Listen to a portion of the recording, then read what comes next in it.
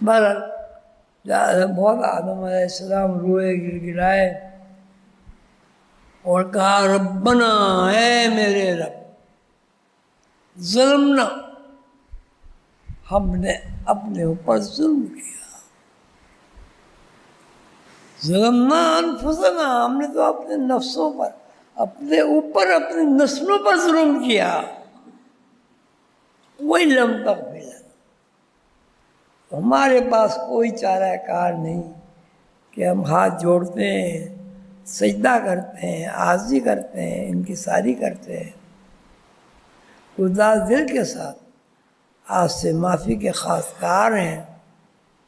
وَإِن لَّمْ تَغْفِرْ لَنَا، اگر آپ نے معاف نہیں کیا، وَتَرْحَمْنَا، اور آپ نے ہمارے اوپر رحم نہیں کیا، ہماری غلطیوں کو معاف نہیں کیا، لَتَكُونَنَّ مِنَ الْخَاسِرِينَ،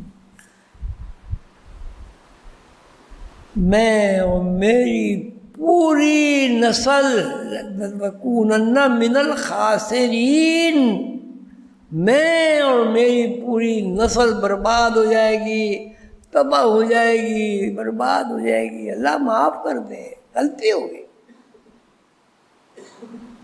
ذات رحیم و کریم ہے، ستار العیوب ہے، غفار الذنوب ہے، رحمت ہی رحمت ہے، وہاں تو دل رحمت جوش میں آ گیا، انہوں نے کہا ٹھیک ہے۔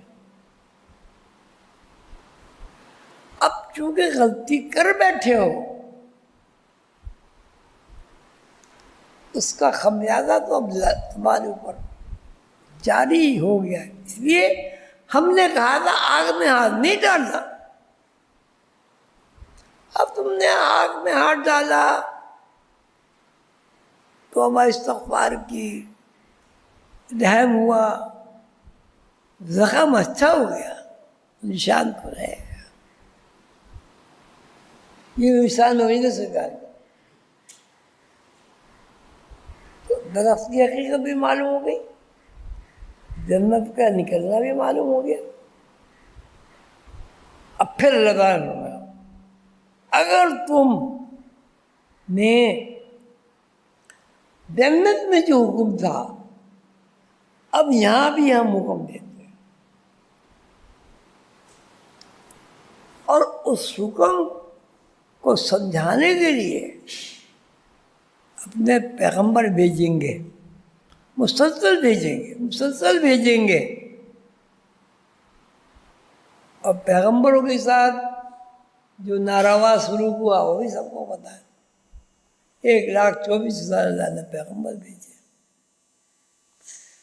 پھر بالآخر رسول اللہ صلی اللہ علیہ وسلم کو خاتم النبیین کر کے بھیج دیا، رحمت للعالمین کر کے دنیا میں بھیج دیا۔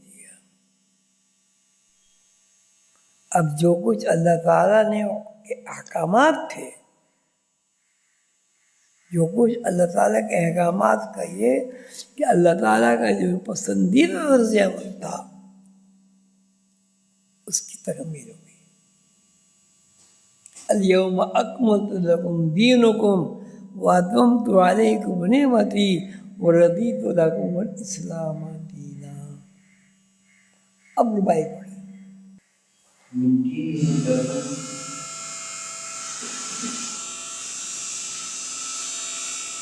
میں دفن آدمی مٹی کا،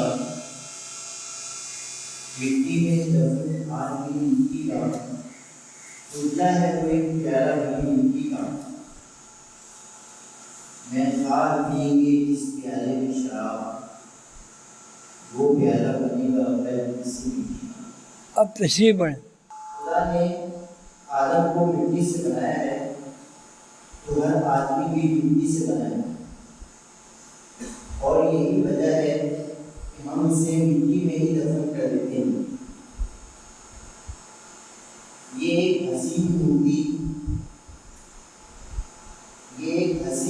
جس کے حسن پر سب لوگ دھیان دیتے ہیں اور والد شہدا بنے رہتے ہیں، وہ اصل میں والا اور شہدا، ان کو بتاؤ والا شہدا کیا؟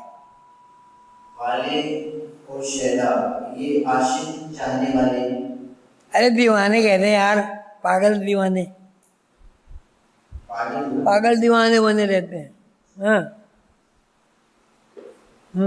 और वाले वो शैदा बने रहते हैं, वो असल में मिट्टी के ज़र्रात से मुरक्कब है।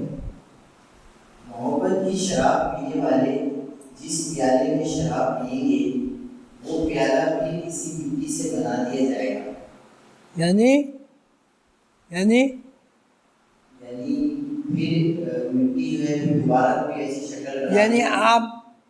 आपकी मट्टी से आपके बच्चे बन गए, बच्ची आपके बच्चे बन गया, उसके बच्चे बन गए, उसके बच्चे बन गए, फिर आप कब्र में चले गए, मट्टी बन गए। वहाँ से कुम्हार गया, उसने मूर्ति ला के बना दी, किसी ने बर्तन बना दिए, किसी ने मट्टी गूंद के ईंटें बना दी, और किसी ने उस मट्टी का गारा बना के दीवारें खड़ी कर दी। किसी ने उस मिट्टी को ले पोत करके छत डाल दी, किसी ने उस मिट्टी को ले पोत करके ईंटें लगा के फर्श बना दिया। ईंटें भी मिट्टी की, हर चीज़ मिट्टी की। हाँ यानी कुदरत की करिश्मा साजी भी क्या खूब है कि एक ही मिट्टी से मुख्तलिफ शक्लें बनाती रहती है और फिर इसी में मिलाकर मिटा देती और फिर बना देती। हाँ यही हो रहा है ना। गेहूं आपने मिट्टी में डाला, क्या बना? जब आपने गेहूं को बो दिया, गेहूं क्या बना? मिट्टी में तब्दील हो गया है। इससे क्या बना? मिट्टी में मिला, मिट्टी गेहूं बन गया, फिर गेहूं मिट्टी में गया, फिर वो गेहूं बन गया, फिर गेहूं मिट्टी में गया, फिर वो गेहूं बन गया। जी पढ़े। तस्वीर के इस अमल में उन लोगों के लिए वाज़ेह निशानियां हैं जो फिर वाक़ई अल्लाह ताला को जानना और पहचानना चाहते हैं। बस नैनों को मैं नाप की वीणा छोड़ा, नैनों को मैं नाप की वीणा छोड़ा, फूलों में परिंदों को गज़ल ख़्वान छोड़ा, फूलों में परिंदों को गज़ल ख़्वान छोड़ा। उस्ताद तबीयत थी अजब आदम की, उस्ताद तबीयत थी अजब आदम की, कुछ बस न चला तो बाकी रिज़्क़ां छोड़ा। हाँ सुभान जी। इस आदम या आदमजाद की सिफात न पूछी, उसने चमक दमक करने वाली शराब की नहरों को जन्नत में बिना छोड़ा। किसी किस्म के फूलों और बागों में जो परिंदे चहचहा रहे थे, उनकी गुनगुनाहट को भी खैरबाद ले आया। इस आदम की तबीयत में अल्लाह ताला ने कुछ ऐसी खूबी रखी है कि किसी एक बात या एक चीज पर खाने नहीं रहता। खाने खाने वाले कनात करने वाला जो उस पर शाकिर हो जाए एक चीज पर, रुकता नहीं रुकता नहीं। उसका जन्नत में रहते रहते जब जी घबराने लगा तो उसे छोड़कर भागा। उसके मिजाज में मज़ाहिर कायनात में काम करने वाली हर आन और हर लम्हा तग़य्युर व तबद्दुल की सिफ़त हरकत मौजूद है। शकील भाई, एक जुआ में नाम है हरदम मेरा, एक जुआ में नाम है हरदम मेरा, एक जुआ में नाम है आलम मेरा। अच्छा ठीक है। एक जुआ में नाम है आलम मेरा, मस्ती व कलंदरी व गुमराही क्या, मस्ती व कलंदरी व गुमराही क्या, एक जुआ में नाम है महरम मेरा। بندہ کہتا ہے کہ میرا ہر سانس خالص شراب کی ایک بوند کی مانند ہے، اور زیادہ گہرائی میں سوچوں تو میری ساری دنیا ہی خالص شراب کا ایک بوند نظر آنے لگتی ہے۔ جب میری حد اور حدود ایسی ہوں تو میری مستی و قلندری یا گمراہی کا وجود ناموجود بن جاتا ہے۔ شراب کا یہی ایک بوند، اس سے کیا مطلب ہوا؟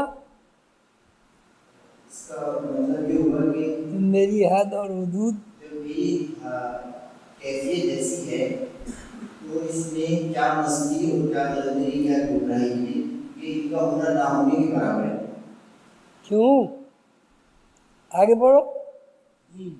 شراب کا یہی ایک بوند میری زندگی میں پنہاں اسرار کو میرے اوپر منکشف کرتا ہے، چاہے اسے مستی و قلندری میں گزار لوں اور چاہے تو اسے گمراہی میں ظاہر کر لیں۔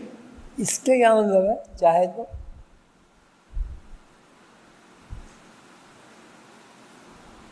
چاہے تو اسے برائی میں ظاہر کر دوں۔ پڑھو۔